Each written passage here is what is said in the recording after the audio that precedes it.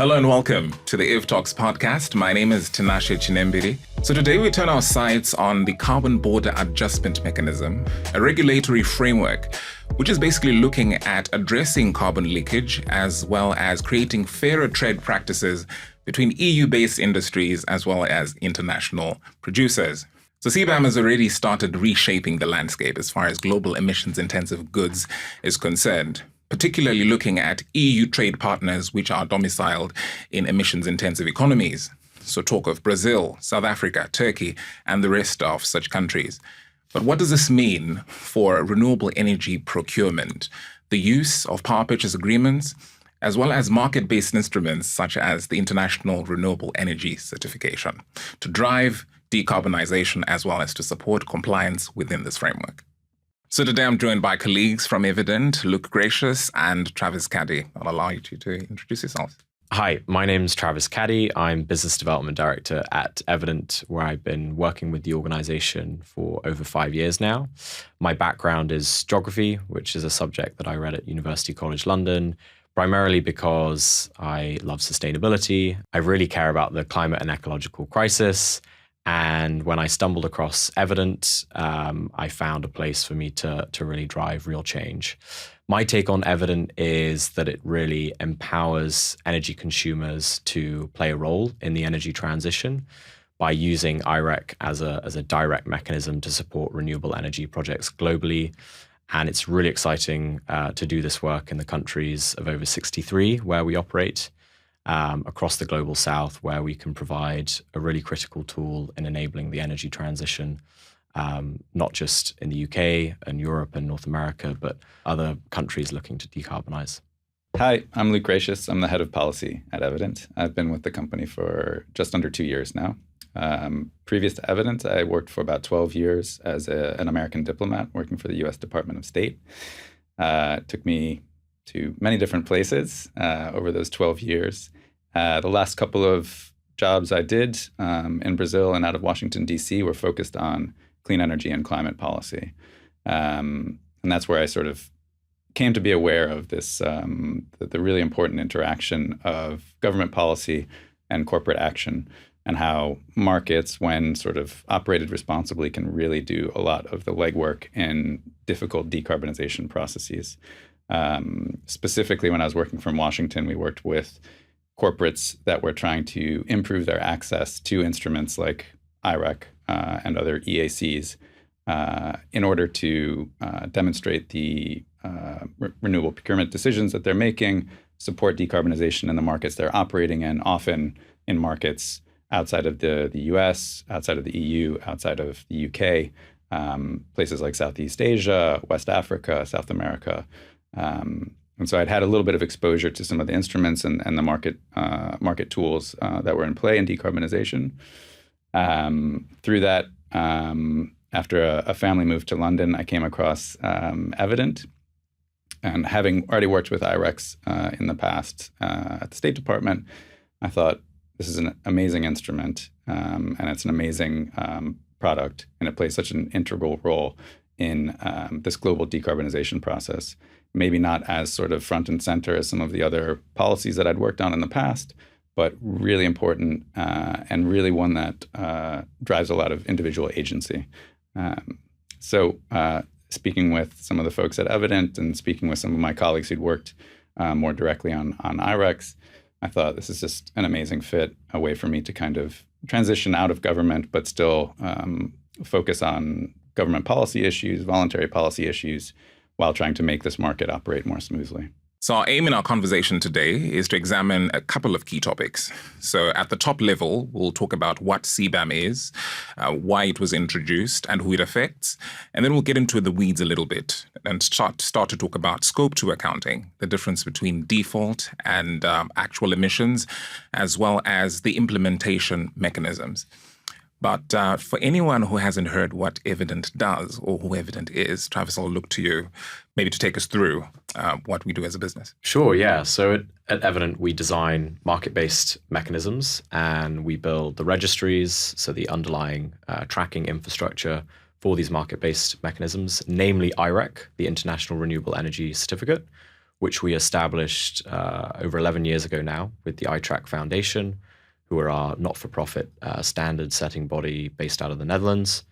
And our intention with IREC was to standardize the implementation of renewable energy tracking systems globally, outside of Europe and North America, where they already existed. In most of the markets where we provide the infrastructure for IREC, their governments were looking to develop their own REC standard, REC registry.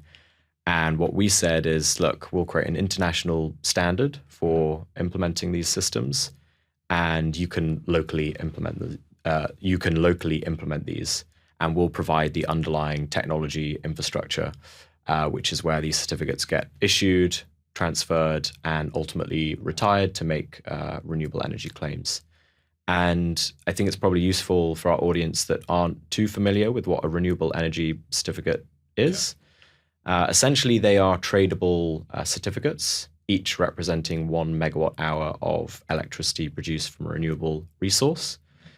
And the reason why these are so critical is if we look back to the 1990s, consumers of electricity wanted to start making certain claims about where their electricity came from. Now, the big challenge with electricity is that it's a homogeneous product. Yeah. So as soon as it gets generated at the source, when it's grid connected, those electrons flow through the grid. And as a consumer, you don't know whether you're consuming a green or a gray electron. There's no such thing as a green or a gray electron. It's just electrons flowing through the grid. Yeah. Exactly. So renewable energy tracking systems were established in order to be able to trace 1 megawatt hour of electricity production through the grid, so that end users could claim the origin of that renewable energy produced for their own reporting. So the benefits are really twofold. On the one hand, on the consumer side, they get to make clean energy claims about their consumption, their use of energy. And on the supply side, these certificates provide additional financing to the project developers beyond the sale of electricity, the physical sale of that electricity to the grid. So it acts as an additional financing stream for these project developers, which they can then take that and finance new projects in renewable energy. Great. So thank you so much for that scene setting. So just to get into the topic of the day, I'll look to you, Luke, in terms of what CBAM is and why Europe basically put it in place. Sure, I will try my best. But yeah, so the European Union's Carbon Border Adjustment Mechanism policy, or CBAM, is effectively a way for Europe to level the playing field for its own heavy emitting industries. The way it does this is it puts a price on the carbon embedded in products imported into the EU. The reason they're doing this is to prevent something called carbon leakage. Carbon leakage basically is when industries offshore their operations to jurisdictions where there's no carbon price, or the carbon price is lower, or it's just easier to produce and more cheaper to produce emissions-intensive goods in those jurisdictions. So part of the reason Europe is doing this is, like I said, to level the playing field for its own industry, who has been subject to emissions caps since 2005, effectively, when Europe instituted the emissions trading system, or ETS. ETS is a sort of standard cap and trade system. It's one of the most prominent, one of the first to be implemented at such a scale, and certainly one of the most effective climate policies that we've seen to date in terms of reducing emissions from heavy industry in particular. I think since 2005, the emissions of industries covered by the EU's ETS have decreased by something like 50%, which is incredibly impressive. In any case, that does make it a bit more expensive for European industry to produce goods, particularly emissions-intensive goods. And so the CBAM, in its initial phase, covers five of these emissions-intensive goods to start. So we're talking about hydrogen, cement, iron and steel, fertilizers, as well as electricity imported into Europe from outside the EU's borders. I think today we're probably going to exclude electricity for the moment and focus more on the physical goods that are imported into Europe under CBAM. So, like I said, the objectives of CBAM are effectively twofold, and I think twinned. The first one is preventing carbon leakage, and the second one related to that is to level the playing field for European industry. The third sort of second order impact of this policy, which is certainly, it's not front of mind for Europe, but certainly present. The third related objective to those first two, sort of a secondary outcome of it, is something that the European Union is certainly at the forefront of globally, and that is promoting global decarbonization, particularly of heavy industries. Mm-hmm. So the idea behind CBAM, in addition to protecting European industry, is to drive decarbonization technologies and decarbonization policies globally through its trading partners. And we can talk more about the impact of that and the countries that are affected by it, I think, a little bit later on. Great. Thank you. Thank you so much for that one. At least now we have a clear understanding around carbon leakage. And while we're on that, Travis, I'll look to you in terms of why the EU is focused on this whole concept of addressing carbon leakage, and also how CBAM as an instrument can also help address certain aspects around climate ambition, particularly for hard-to-abate sectors. Sure. So I think there are two main reasons. I think first, the economic picture, which Luke has already alluded to, is that as EU manufacturers have been paying a carbon price since the ETS was implemented, and as they're investing in decarbonisation, essentially the Commission wants to avoid a scenario where EU manufacturing is being undercut because it's cheaper to produce these emission-intensive goods such as cement, steel, aluminium outside of the EU. So they're really wanting to create a sort of economic level playing field, so that people wanting to produce goods in the EU don't just import the cheapest option, and really try and protect the economic competitiveness within the EU trading bloc.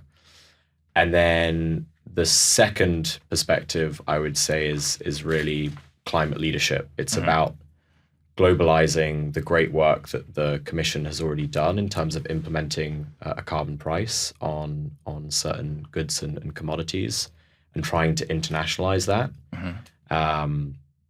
The great thing about CBAM is that we're already starting to see other countries implement their own carbon pricing mechanisms, even emission trading systems, so that the carbon price is actually paid in that country of production, of export, so that they can deduct that price from the CBAM certificate that Luke, I'm sure, will get onto later. Okay, no, that's fine. So in terms of... Oh, I did want to make a point all right, there, actually. Go for it. So on the environmental climate side, one thing that we talk about in the UK a lot is how we have achieved really, really strong emission reductions, particularly since the 1990s. And a lot of that has come from the phase out of coal in the UK, which we achieved last year. We now produce no electricity from coal in the UK, also through the introduction of natural gas and more renewables onto the grid.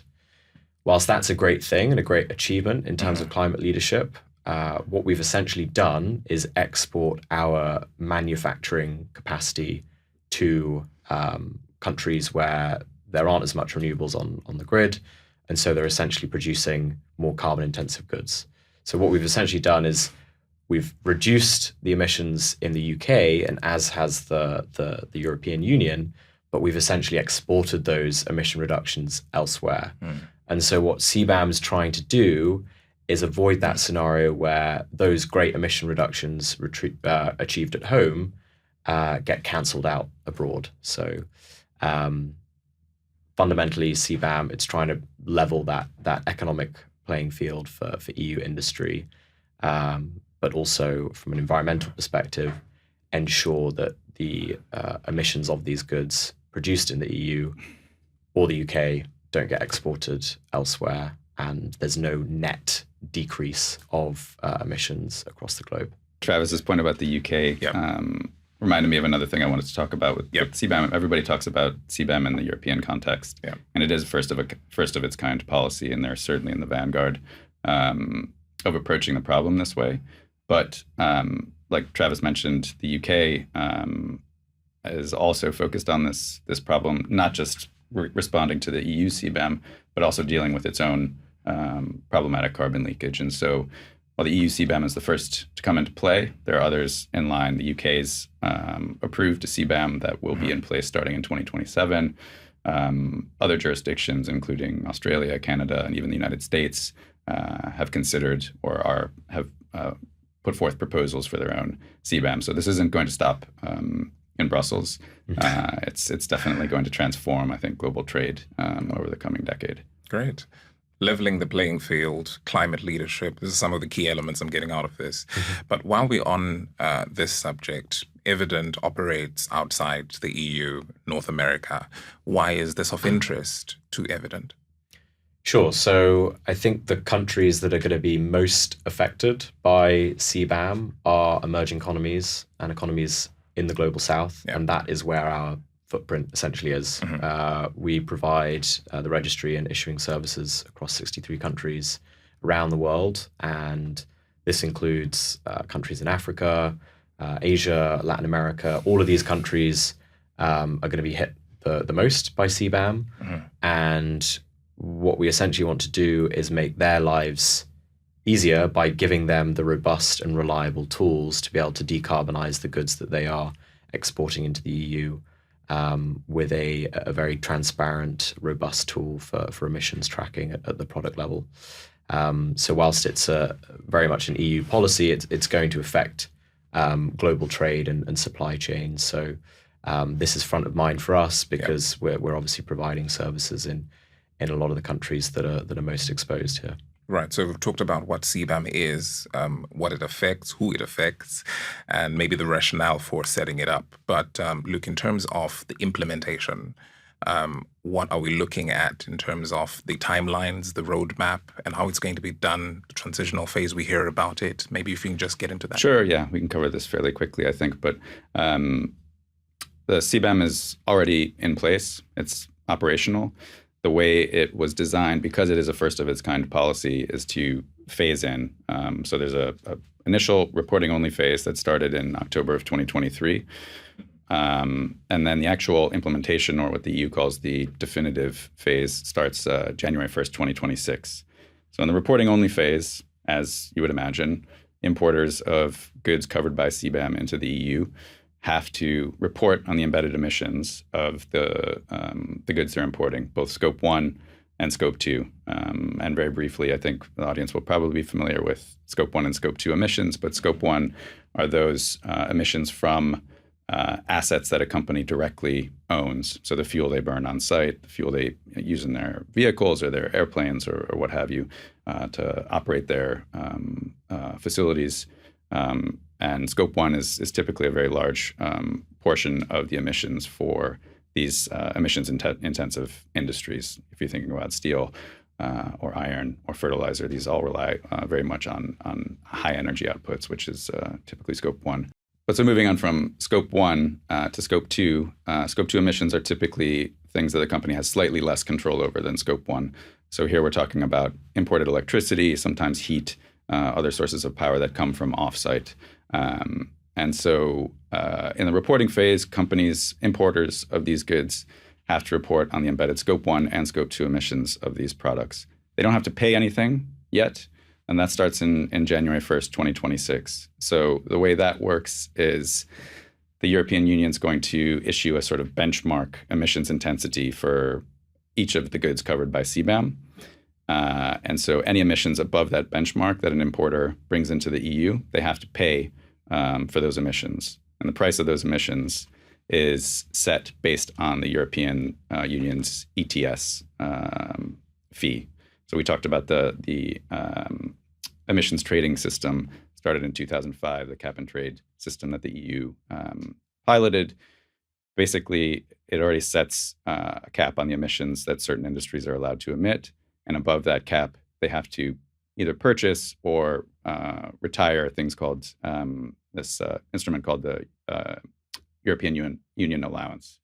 And so basically, once the implementation phase of CBAM comes into effect in 2026, importers will have to purchase and retire an equivalent amount of CBAM certificates based on the price of the EUA, the European Union allowance under the ETS. So a little bit weedy, but basically 2026, people have to start paying. A useful way to think about scope 2 emissions when it comes to products is that they essentially represent these hidden, invisible emissions, right? Electricity, as Luke says, it powers the production of all of these commodities.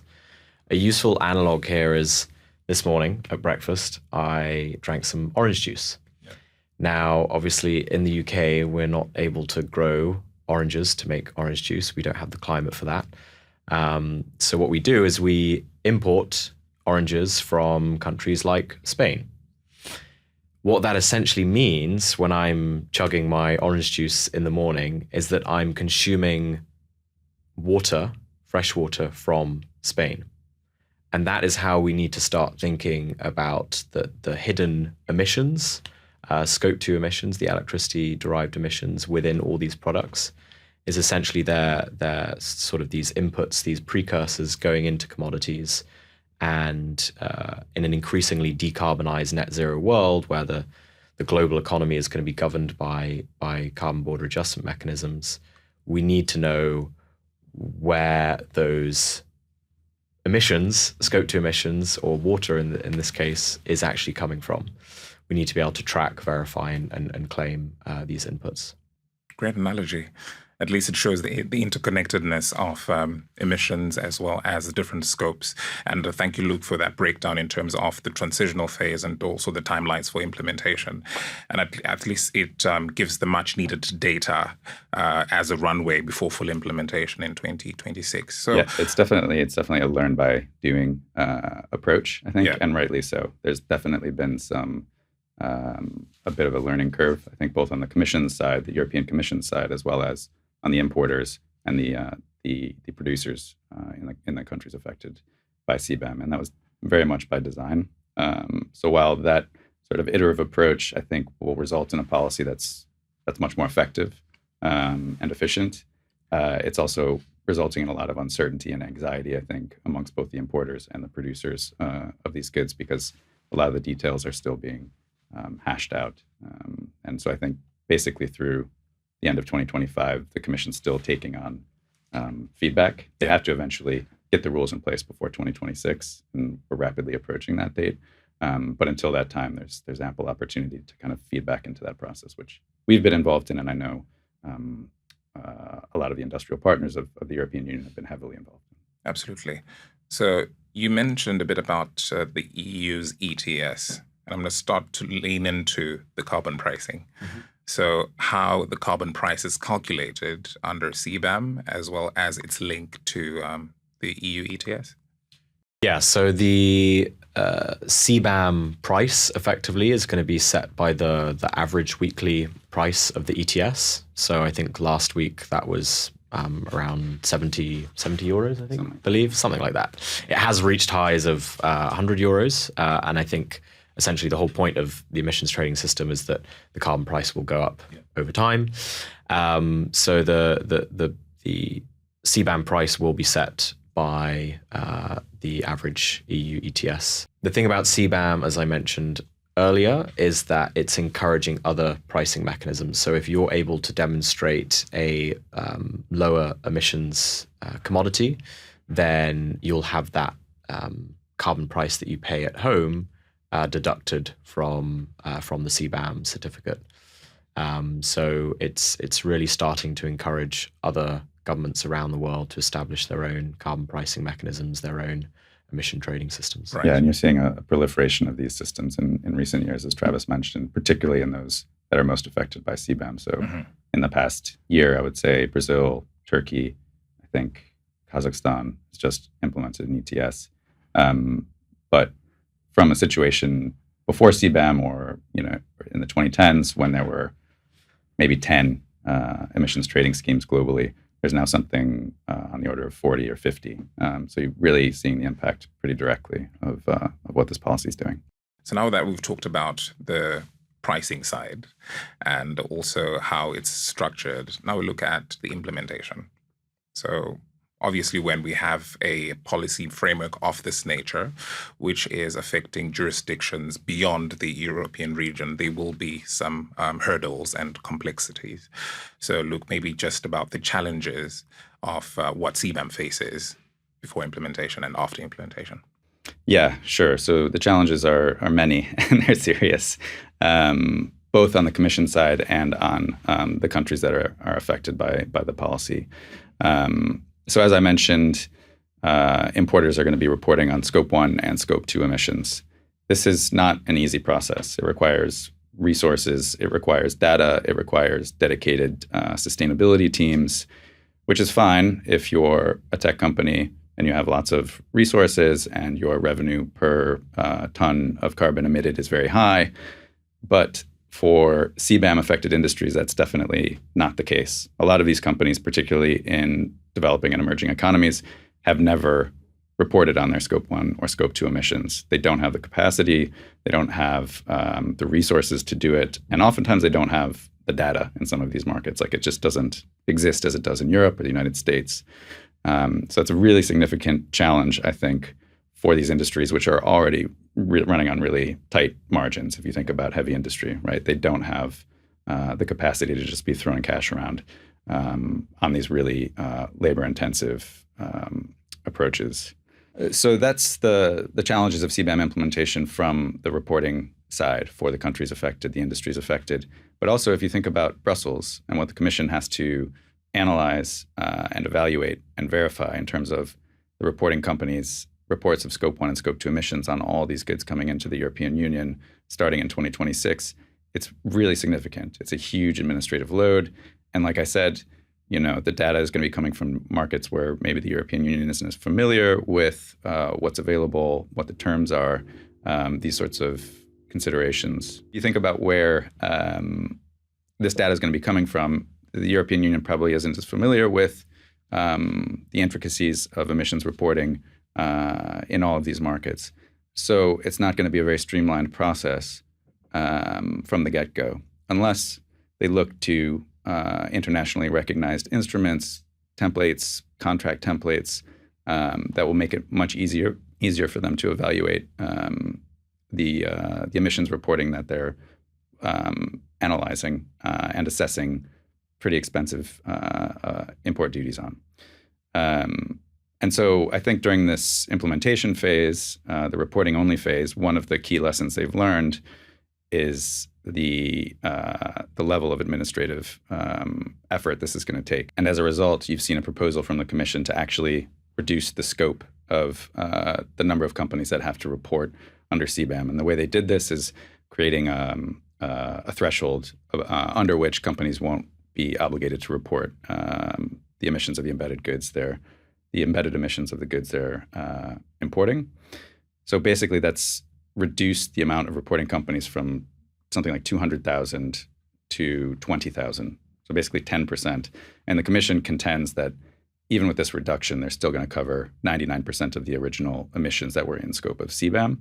That makes sense. I think like a lot of these, the larger importers are where you see most of the emissions, so that makes sense. But it just sort of it suggests how the Commission is thinking about the administrative burden of this policy. So look, in terms of Scope 2 emissions reporting, why is this important, particularly within the scope of the CBAM framework, as well as the potential risks of relying on regional grid averages?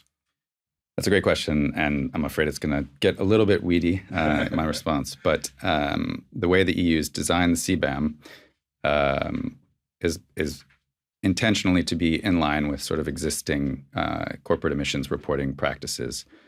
These derive from something called the Greenhouse Gas Protocol, which, and I think we're going to focus here on Scope 2 emissions, given evidence role in the market and the instruments that we've designed and operate. But the Greenhouse Gas Protocol requires companies to report their Scope 2 emissions in two ways. The first is called location-based, and the second is called market-based. So location-based accounting is effectively just relying on the amount of power an installation consumes and the grid emissions factor of the power of the grid they're getting that power from. So it's a very clear, easy to calculate emissions assessment, and it's one that I think allows institutions, governments, companies to track the sort of overall progress of a grid's decarbonization over time. The other approach is called market-based accounting. This permits companies to actually sort of on a line-by-line basis account for all the power they've consumed, assuming they're able to attest to the nature of that power with what are called contractually defined emissions rights. So things that can provide this sort of evidence according to the Greenhouse Gas Protocol are power purchase agreements, but also energy attribute certificates like the IREC, for example. And so basically what a company does there is they enter into PPAs. Those PPAs are underpinned by EACs, IRECs, other instruments like that. And then they do a line-by-line accounting of those emissions. They're able to effectively demonstrate the effect of the renewable energy procurement decisions that they've made. And so they have gone to great effort to sort of seek out renewable energy, either through these power purchase agreements, which are long-term offtake agreements with renewable energy generators, or use of EACs, either bundled to that PPA or to other sorts of financial agreements like virtual PPAs. So clearly the benefit for market-based accounting is it provides an incentive for individual companies and organizations to take action on renewable energy procurement.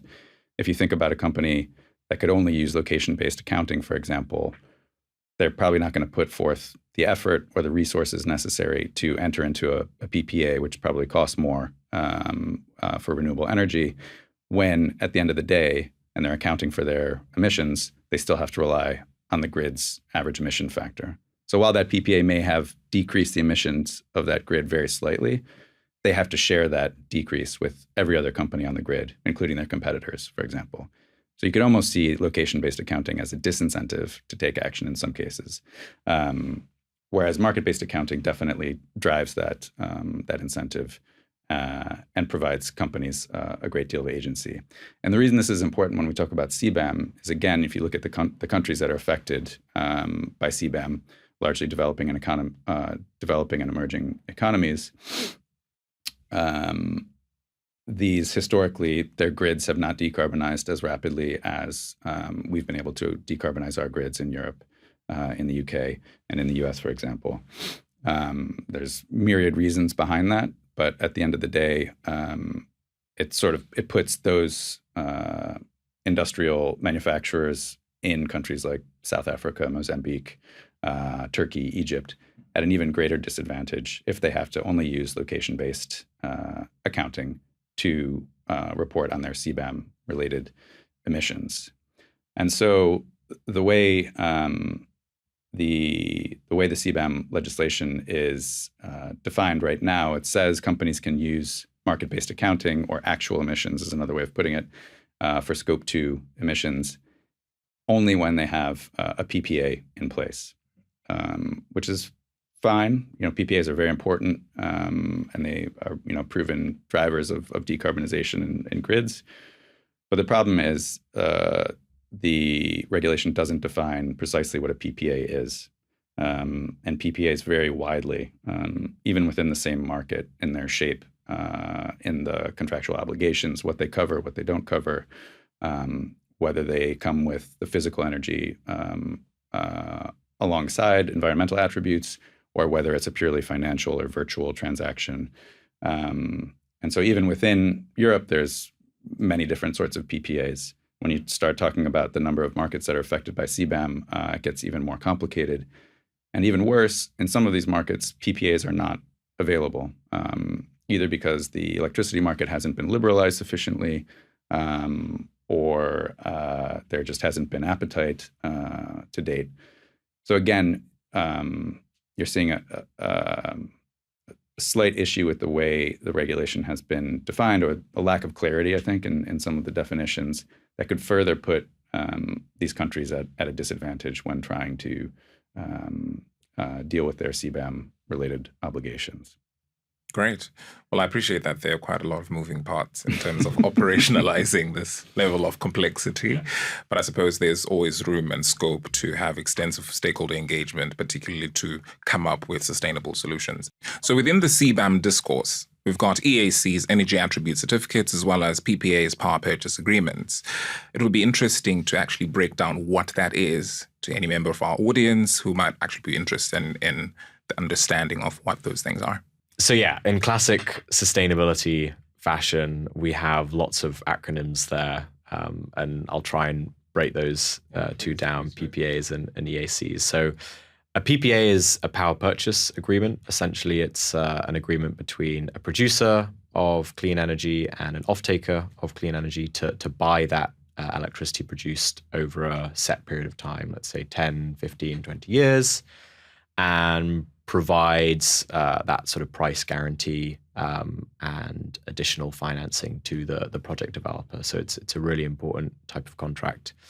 It can be fashioned in many different forms, a virtual PPA, a physical PPA. You also have other examples of contractual instruments, such as a green tariff or other environmental labels. What all of these contractual instruments are underpinned by is an EAC, an energy attribute certificate. We've got many different examples of these globally. Obviously, Evident implements the IREC standard. In the EU, we have the guarantee of origin mechanism. Here in the UK, we have the REGO, the Renewable Energy Guarantee of Origin. In the US, you have various different types of REC, renewable energy certificate mechanisms. And what that energy attribute certificate is essentially the receipt or proof, verification of that electron being delivered to the grid and ultimately consumed by an end user. So the PPA is the promise to deliver the energy, and the EAC is the actual receipt of that EAC. Now, an important thing to touch upon here is that not every end user of electricity or power is able to enter into these long-term offtake contracts. Large energy consumers and producers of, let's say, steel, aluminium, cement may be able to. But a useful analogy here that I often like to use about the different roles presented by EACs and PPAs is oat milk. You know, it's an example of another maybe commodity market. Me as an individual, I sometimes put oat milk in my coffee, and that individual purchase sends a market signal that there is demand for alternative forms of dairy, oat milk being a great example. Now, my individual purchase is not going to go to great lengths in terms of building new oat milk factories, just like an individual purchase of an EAC is not necessarily going to do that. And this is really where the importance of a PPA comes in, where a retailer like Sainsbury's, Waitrose is able to aggregate demand from a large base of customers and enter into those offtake agreements with specific producers of a commodity to say that there is demand here for this product over the next 10 to 15 years. That's not to discredit the individual purchase of an EAC, i.e. me buying that oat milk. It's a very important market signal.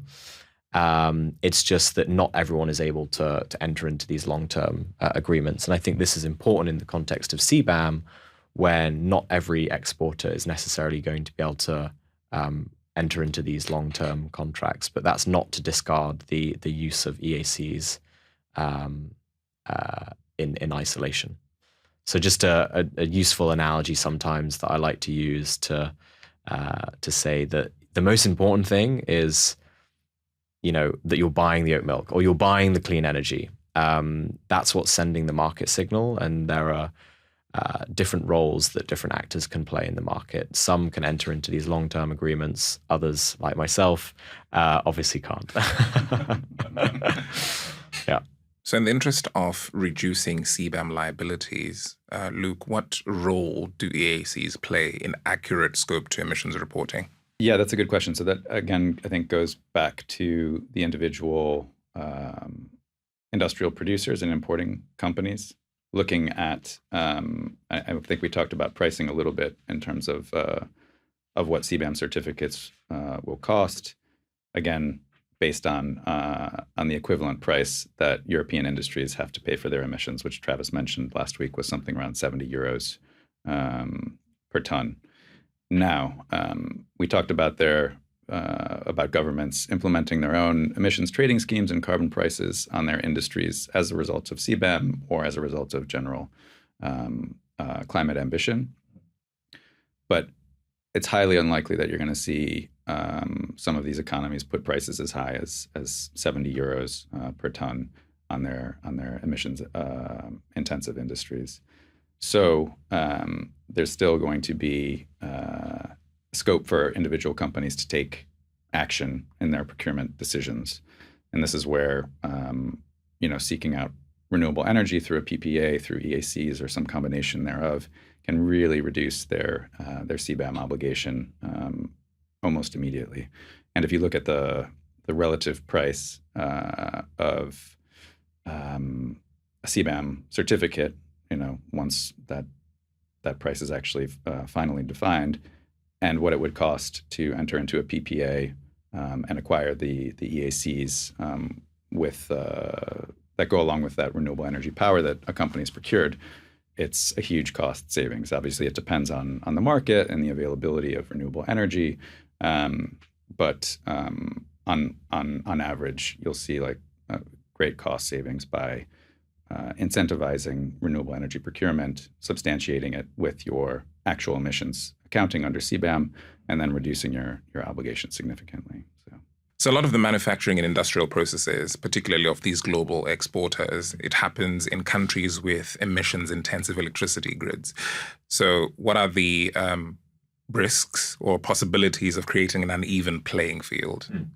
Sure. So I think what I want to touch on here is that there are challenges around climate justice and equity. The countries that have a huge exposure to CBAM have historically contributed far less to the problem of the climate and ecological crisis that we're now facing, compared to countries like the UK, EU, North America. These have largely been the biggest contributors to climate change. If we look at Africa as a continent, historically it's only contributed about 3% of global emissions. India is the same.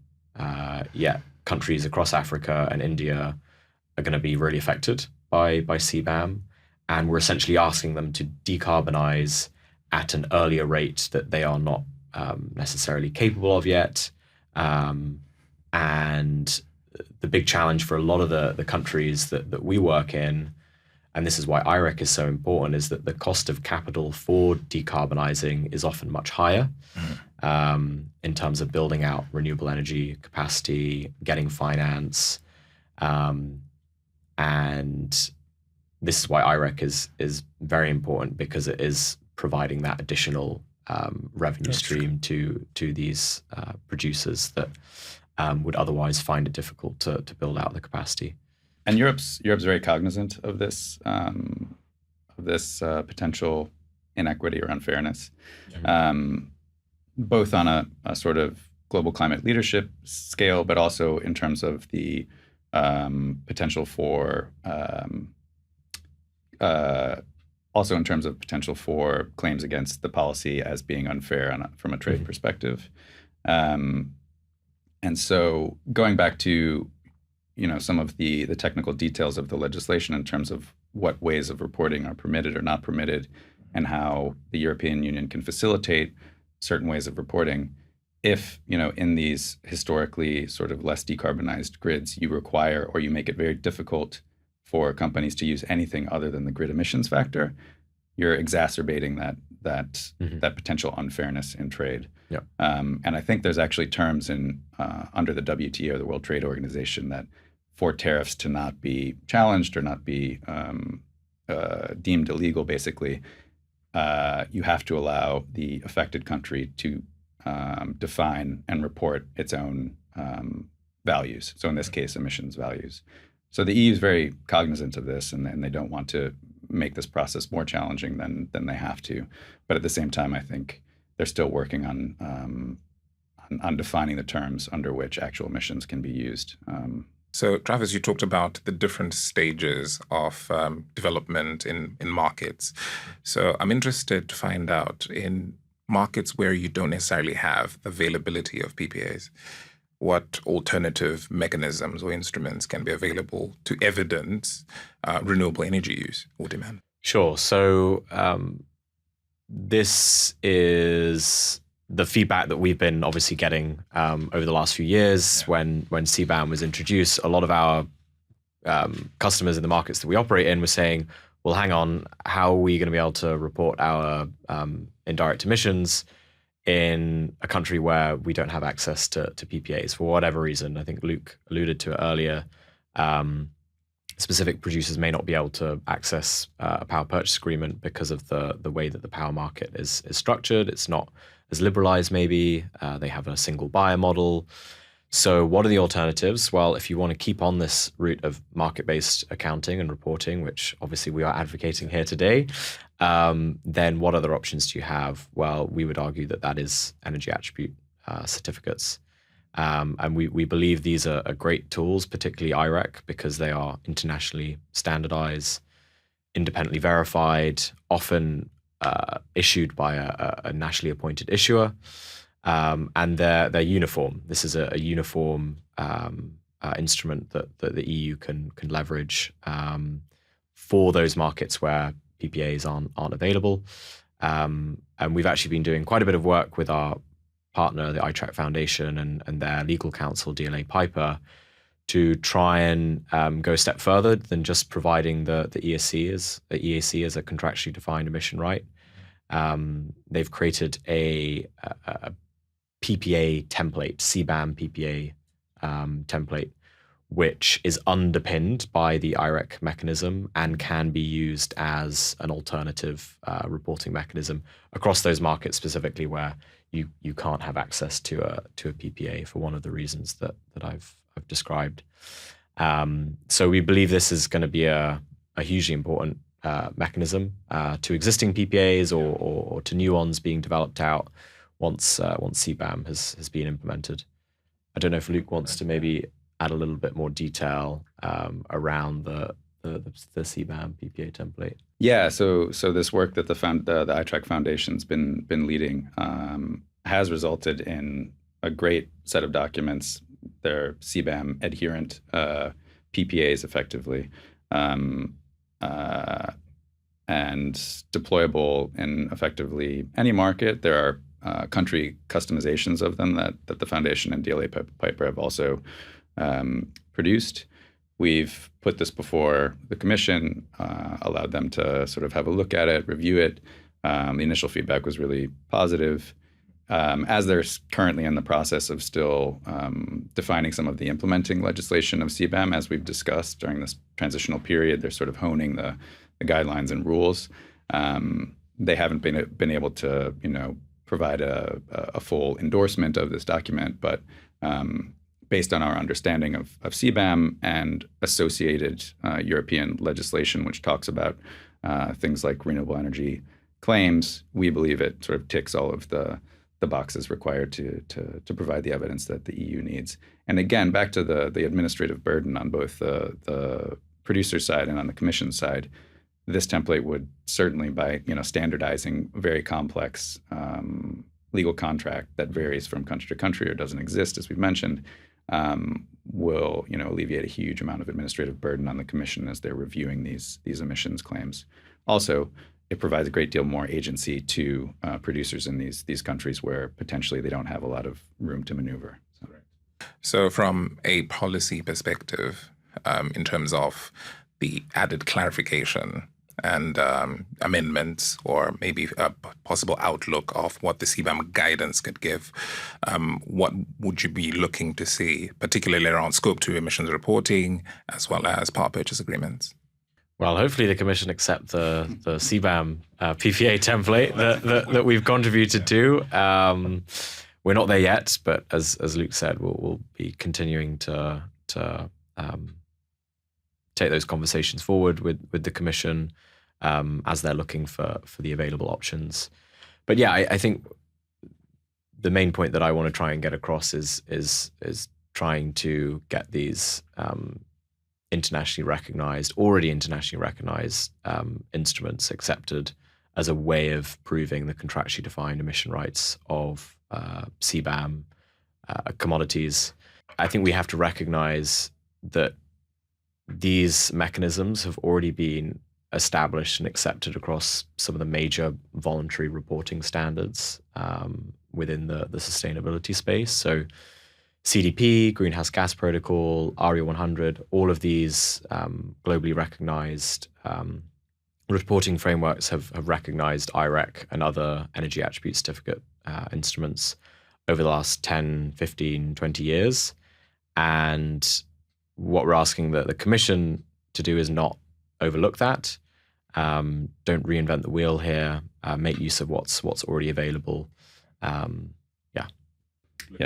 I would just say, I think these points have already been mentioned by Travis, but the key points are additional clarity, simplicity as much as possible to make the reporting as easy as possible, equity, so making sure that the industrial producers in these countries affected by CBAM are able to use the same tools that a producer in Europe or the United States could in terms of their energy procurement issues, and also timeliness. January 1st, 2026 is less than 6 months away, right? Yeah. And I know the Commission is dealing with a lot of time pressure, and they're aware of this. Because as companies are looking to reduce their CBAM obligations, enter into PPAs. PPAs are 10-year contracts, 20-year contracts. They take sometimes a year to negotiate, depending on the market. And so time's running fast for producers to get those in place before CBAM actually takes effect. So as we come to the close of this conversation, I'd like us to set our sights on the future. In terms of how CBAM has been playing out so far, as well as the implementation that is scheduled for 2026. So looking ahead, how might CBAM influence the procurement of renewable energy going forward? You want to start, Ryan? Yeah, I can start. So I think the great thing about CBAM is that it is already starting to affect the decarbonisation of global supply chains. Yeah. As we've already mentioned, it's essentially globalizing what EU has done at a regional level and taking that into other markets through the implementation of other carbon pricing mechanisms. And what's really exciting for us, I think, at Evident is that we're starting to see a shift in how companies are reporting their carbon emissions. Traditionally, it's all been at the company level. What are my Scope 1, my direct emissions? What are my Scope 2, my Scope 3 emissions? My emissions across my supply chain. Now, we are starting to see this shift towards product level accounting. And I think that really started through the advent of CBAM, where specific regulators are saying, what is the carbon intensity of this product? And I think it's a great way of how regulation is closer and closer getting us to a world where I could walk into any store and pick up a product and see its carbon intensity. I think we're moving into this world now where just like we've had food labels over the last 30 to 40 years, soon, hopefully, we'll have carbon differentiated products where I'm able to make informed purchases based on the carbon intensity. And a great example of that is, what was the renewable energy used to make this product? IREC being a key tool and verification mechanism to be able to demonstrate that on the label of any product. So it's going to create a huge demand sink, I think, for the ability to attach renewable energy certificates to specific commodities, but also downstream consumer products. And yeah, it's really harnessing the power of the consumer to go, look, I want a lower carbon intensity product than a higher one. I mean, I would just say that, it's an incredibly ambitious policy, and there's going to be, ups and downs through its implementation. But as Travis mentioned, we're already starting to see the impacts. And I think you're seeing it on a national level, on a sectoral level, and on a firm level. The firm level impacts, I think, are probably more theoretical at this point. But at a national level, you're seeing more and more countries implement their own emissions trading schemes, cap and trade systems, or carbon prices, which any economist will tell you is the most effective way to decarbonize economies, right? Put a price on that carbon, and the economy will respond. On a sectoral level, again, you can see governments looking to protect their own domestic industries that are affected by CBAMs. So, facilitating finance for these sectors to procure more renewable energy or less emissions-intensive practices at a sort of sectoral level, promoting economic development and clean economic development. And then at a firm level, like I mentioned earlier, a lot of these firms probably have never reported on Scope 1 or Scope 2 emissions, and they're going to have a lot of difficulty doing it to start.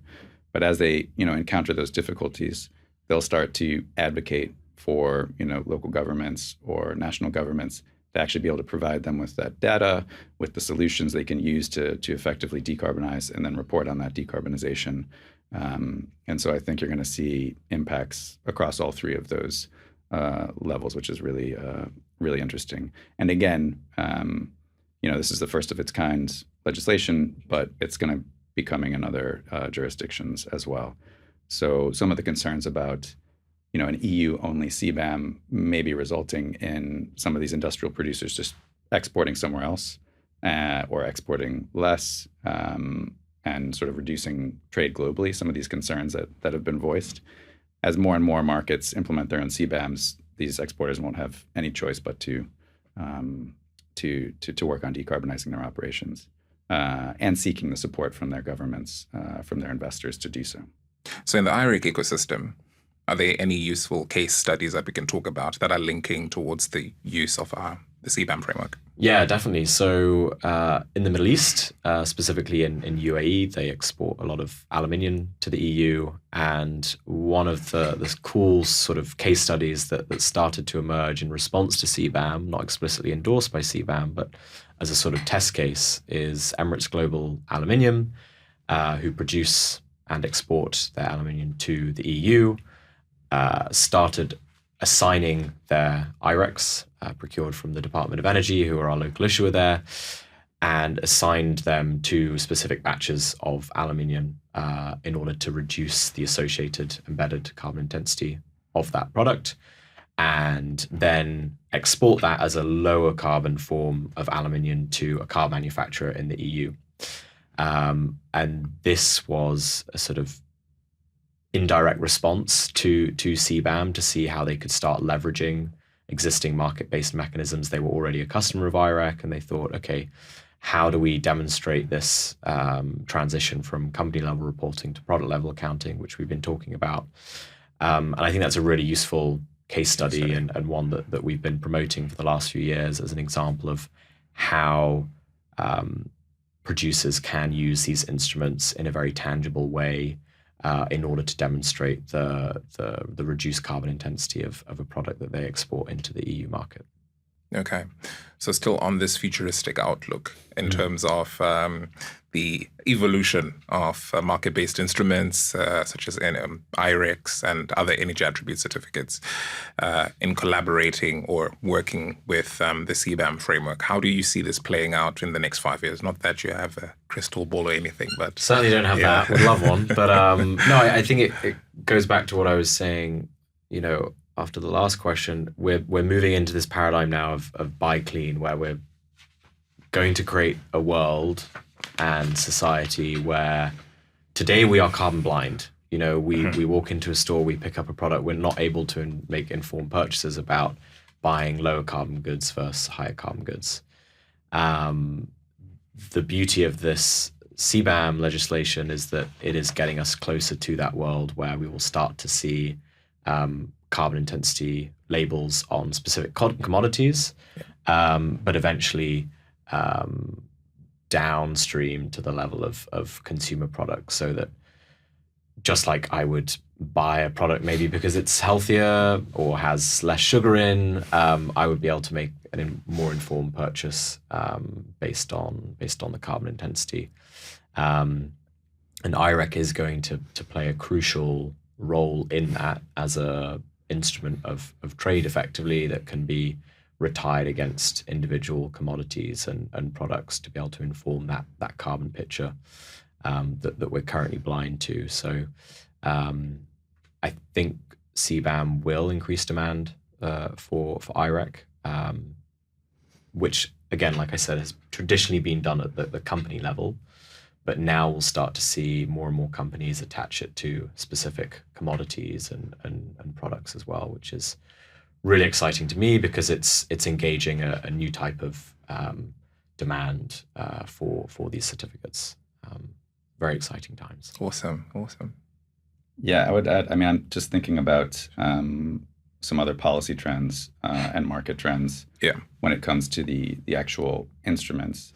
So a lot of policy frameworks these days are really focused on much more granular and specific details when it comes to particularly the renewable energy procurement that a producer is using to produce a good, whether that's a CBAM affected good, whether that's clean hydrogen produced in Europe or consumed in Europe.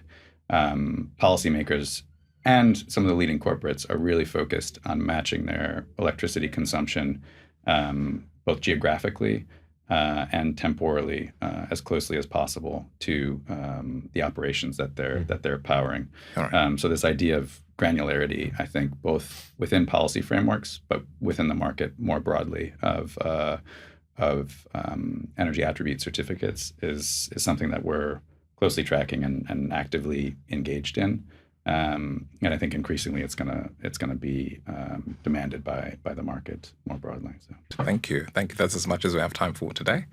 But thank you so much for joining us. Thank you for having us. Thanks, Tinashe. That brings us to the end of today's discussion. Many thanks to Luke and Travis for coming through to share their perspective on the carbon border adjustment mechanism, as well as the role of market-based instruments in supporting the implementation of this framework. And it's certainly clear that as we get to 2026, verifiable and credible reporting of emissions will be important, particularly to take this policy to the next level. So if you've enjoyed this episode, found it insightful as it was engaging, please feel free to share it with your colleagues. But for myself and the rest of the team, it's goodbye for now and catch you on the next one.